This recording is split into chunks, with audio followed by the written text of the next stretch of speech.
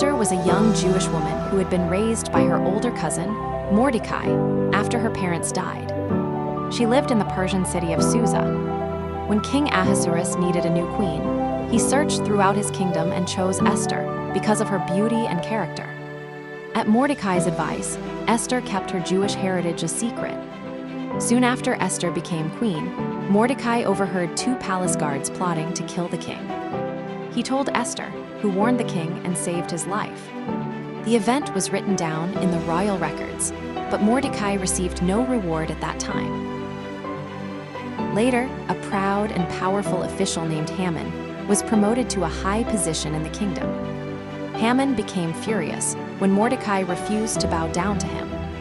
His anger grew so great that he decided not only to punish Mordecai, but to destroy all the Jewish people living in the empire. Haman convinced the king to sign a law ordering that the Jews be killed and their belongings taken away. When Mordecai learned about the decree, he was heartbroken. He urged Esther to go before the king and ask for mercy.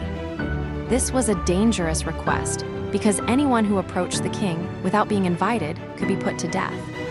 Mordecai reminded Esther that perhaps she had become queen for such a time as this. Esther agreed to help.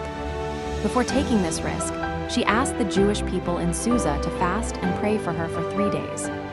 Then she went to see the king. When the king saw Esther, he held out his golden scepter, showing that she was welcome and her life would be spared. Instead of immediately revealing the problem, Esther wisely invited the king and Haman to a special banquet. She later invited them to a second banquet as well. That night, the king could not sleep. As royal records were read to him, he discovered that Mordecai had once saved his life and had never been honored. The next day, the king asked Haman how a man should be rewarded for great service. Thinking the king meant him, Haman described a grand public celebration. To Haman's embarrassment, the king ordered him to give those honors to Mordecai. At the second banquet, Esther finally revealed that she was Jewish and that Haman's plan would destroy both her and her people. The king was outraged.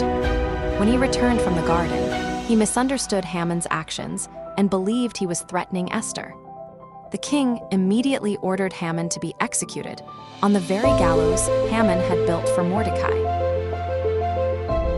Because Persian law could not be canceled, the king allowed Esther and Mordecai to write a new decree.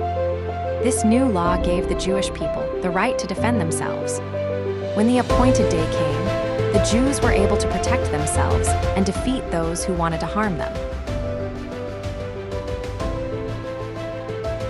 God has a unique plan for each of our lives. Though we may not always understand our circumstances or why we were given our specific gifts and personalities, the story of Esther reminds us that God places us precisely where we need to be for a greater purpose.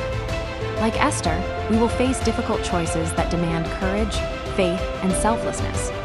The timeless phrase, "for such a time as this," serves as a powerful reminder that our unique talents and opportunities are intentionally given to us so we can make a meaningful difference in the world around us.